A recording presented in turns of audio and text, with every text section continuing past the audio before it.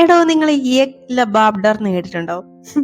അതാടോ ഇത്, എഗ് ലബാബ്ഡർ, അത് തന്നെ. അപ്പൊ നമുക്ക് ഇത് എങ്ങനെയാ ഉണ്ടാക്കുന്നത് കണ്ടു നോക്കിയാലോ? നല്ല പോളി ടേസ്റ്റ് ആണ് മക്കളെ, ഒരു വട്ടമെങ്കിലും ട്രൈ ചെയ്യണ്ടായിട്ടോ കേട്ടോ.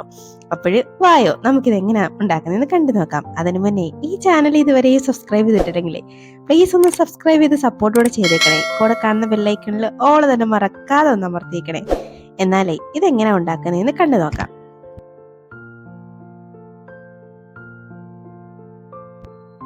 എടോ, ഇത് ഉണ്ടാക്കാനേ ആദ്യം ഒരു പാൻ ഒന്ന് അടുപ്പത്തേക്ക് വെച്ചിട്ടേ കുറച്ച് വെള്ളം ഒന്ന് ആഡ് ചെയ്തിട്ട് അതിലേക്ക് ഒരു പട്ടയും 2 ഗ്രാമ്പും 2 ഏലക്കയും ചേർത്ത് കൊടുക്കാം.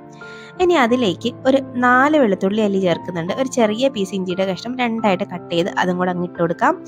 ഇനി ഒരു 2 തക്കാളി, അത്യാവശ്യം വലിയ 2 തക്കാളിയാണ് എടുത്തിരിക്കുന്നത്, അതും കൂടെ ചേർത്ത് കൊടുത്തിട്ടേ കുറച്ച് കാഷ്നട്ടും കൂടെ ചേർത്ത് ഇത് നന്നായിട്ട് ഇതെല്ലാം ഒന്ന് വേവിച്ചെടുക്കാം. ഈ തക്കാളിയൊക്കെ ഒന്ന് വെന്തിട്ടേ ആ തൊലിയൊക്കെ ഒന്ന് ഇളകി വരും, ആ സമയം വരെയും ഒന്നങ്ങ് വേവിച്ചെടുക്കാം കേട്ടോ. ഇപ്പൊ ഇതാണ്ട് ഈ തക്കാളി ഇതെല്ലാം ഒന്ന് വെന്തിട്ടുണ്ട്. ഇനി നമുക്ക് ഈ വെള്ളത്തിൽ നിന്ന് ഇതങ്ങോട്ട് കോരി അങ്ങോട്ട് എടുത്ത് മാറ്റി വെക്കാം കേട്ടോ. ഇതൊന്ന് തണുക്കുമ്പോഴേക്കും നമുക്കൊന്ന് അരച്ചെടുക്കേണ്ടതാണ്. അപ്പം ഇതിങ്ങനെ ഒന്ന് മാറ്റി വെക്കാം. വളരെ എളുപ്പത്തിൽ ഉണ്ടാക്കാൻ പറ്റുന്ന ഒരു കറിയാണ്, എന്നാൽ നല്ല ക്രീമി ആയിട്ടുള്ള നല്ല ടേസ്റ്റി ആയിട്ടുള്ള ഒരു കറിയും കൂടെ കേട്ടോ. അപ്പൊ നിങ്ങൾ ഇങ്ങനെ ഇതുവരെ ട്രൈ ചെയ്തിട്ടില്ലെങ്കിൽ ഒന്ന് ട്രൈ ചെയ്ത് നോക്കൂട്ടോ. ഇതെല്ലാം ഒന്ന് തണുത്തപ്പോഴേ ഞാനൊരു മിക്സിയുടെ ജാറിലോട്ടൊന്ന് മാറ്റിയിട്ടുണ്ട്. ആ തക്കാളിയുടെ ഒക്കെ തൊലിയൊക്കെ ഞങ്ങൾ എടുത്ത് കളഞ്ഞിട്ട് അത് 2 പീസാക്കി കട്ട് ചെയ്തിട്ടിട്ടുണ്ട്. അതാണ് ഇതുപോലെ അങ്ങോട്ട് അരച്ചങ്ങോട്ട് മാറ്റി വെക്കാം. ഇനി ഒരു പാൻ അടുപ്പത്തേക്ക് വെച്ച് അതിലേക്ക് കുറച്ച് ഓയിൽ ആഡ് ചെയ്ത് ഒരു വലിയ സവാള കേട്ടോ ഇതുപോലെ ചെറുതായിട്ട് അരിഞ്ഞൊന്ന് ചേർത്ത് കൊടുക്കണം. ഞാൻ അതിന്റെ വീഡിയോ എടുക്കാനേ അങ്ങ് വിട്ടുപോയിട്ടോ. ഇനി അത് ദാണ്ട് ഇതുപോലെ അത്യാവശ്യം ഒന്ന് ചെറിയ ബ്രൗൺ കളർ ആവുന്നത് വരെ വഴറ്റിയിട്ടേ ഇനി അതിലേക്ക് നമ്മുടെ അരച്ച് മാറ്റി വെച്ച തക്കാളിയുടെയൊക്കെ മിക്സും കൂടെ അങ്ങോട്ട് ചേർത്ത് കൊടുക്കാം. ചേർത്ത് കൊടുത്തിട്ട് ഒന്നും കൂടെ അങ്ങ് മിക്സ് ആക്കി എടുക്കാം. ഓൾറെഡി ഇതൊക്കെ വെന്തതാണെങ്കിലും ചെറുതായിട്ട് ഒന്നും കൂടെ ഒന്ന് മിക്സ് ആക്കി ദാണ്ട് ഇതുപോലെ ഒന്ന് വേവിച്ചെടുക്കാം കേട്ടോ. ഇനി അതിലേക്ക് നമുക്ക് കുറച്ച് പൊടികളും കൂടെ ഒന്ന് ചേർത്ത് കൊടുക്കണം. ഒരു 1/4 ടീസ്പൂണൊക്കെ മഞ്ഞൾപ്പൊടി ചേർത്ത് കൊടുക്കാം. ഇനി അതിന്റെ കൂടെ ഒരു ടീസ്പൂണൊക്കെ മുളക് പൊടിയും, ഇത് എരിവില്ലാത്ത മുളക് പൊടിയാണ്, 1.5 ടീസ്പൂണോളം മല്ലിപ്പൊടിയും കൂടെ ചേർത്തിട്ടേ 1 ടീസ്പൂണോളം ചെറിയ ജീരകത്തിന്റെ പൊടിയും കൂടെ ചേർത്തിട്ട് ഈ പൊടികളുടെ ഉപ്പും കൂടെ ചേർത്തിട്ട് പൊടികളുടെ പച്ചമണം മാറുന്ന വരെയും ഒന്നങ്ങ് വഴറ്റിയെടുക്കാം. ഈ പൊടികളുടെ പച്ചമണമൊക്കെ നന്നായിട്ടൊന്ന് മാറിയിരിക്കണം. 1 മിനിറ്റൊക്കെ ഒന്ന് വഴറ്റിയാൽ മതിയാവും.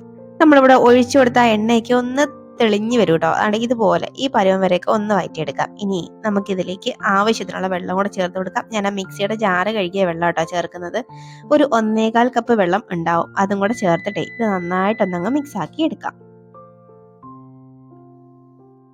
ഇതുപോലെ ആ മസാലയും ആ വെള്ളവുമായിട്ടേ നന്നായിട്ടങ്ങ് യോജിപ്പിച്ചെടുക്കാം.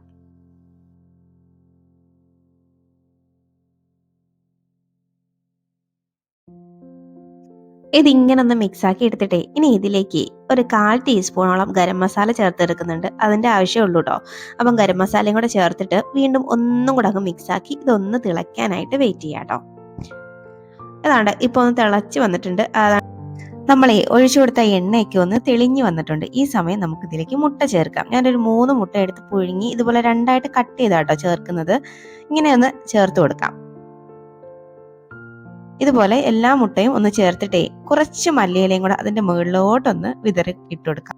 ഇനി നമുക്ക് ഇതൊന്ന് അടച്ചു വെച്ചിട്ട് നമുക്കൊരു 5 മിനിറ്റ് ഒന്ന് വേവിച്ചെടുക്കാം. ഈ മുട്ടയിലിട്ട് ഈ മസാലയ്ക്ക് ഒന്ന് പിടിക്കാൻ വേണ്ടിയിട്ട്, പിന്നെ ഈ ഗ്രേവി ചെറുതായിട്ടൊന്ന് കുറുകി വരാൻ വേണ്ടിയിട്ടും. അപ്പൊ ഒരു 5 മിനിറ്റ് കഴിഞ്ഞിട്ടുണ്ട്. ദാണ്ട മുട്ടയൊക്കെ അടിപൊളിയായിട്ട് മസാലയൊക്കെ കോട്ടായി നല്ല അടിപൊളിയായിട്ട് വന്നിട്ടുണ്ട്. പിന്നെ ഗ്രേവിയൊക്കെ ഒന്ന് കുറുകി വന്നിട്ടുണ്ട്.